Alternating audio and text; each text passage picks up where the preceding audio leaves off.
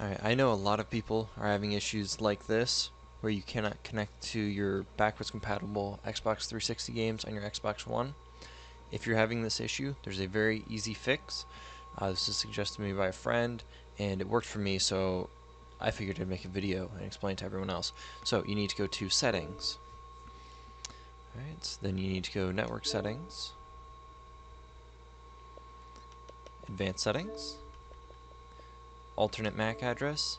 You just press clear, it'll restart your Xbox and fix it straight away. It takes literally 30 seconds and it fixed it. Before it was telling me this really long error code, and it told me that my console was unable to connect to Xbox Live, even though my console is clearly connected to Xbox Live.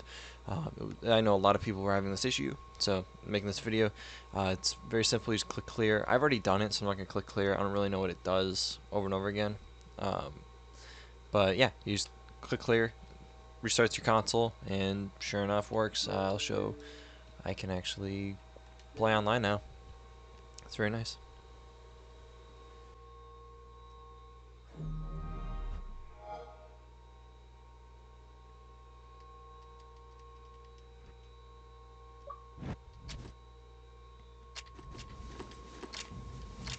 There we go. See, it used to get stuck. I would press sign in. It used to say locally where it says Xbox Live, and it would pop up like a little menu, and it wouldn't work. But now it works.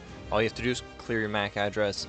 It's super simple. Takes literally 30 seconds. It was a really frustrating issue that I was getting quite annoyed at. But I'm glad that this fixes it, and I hope it fixes it for many of you.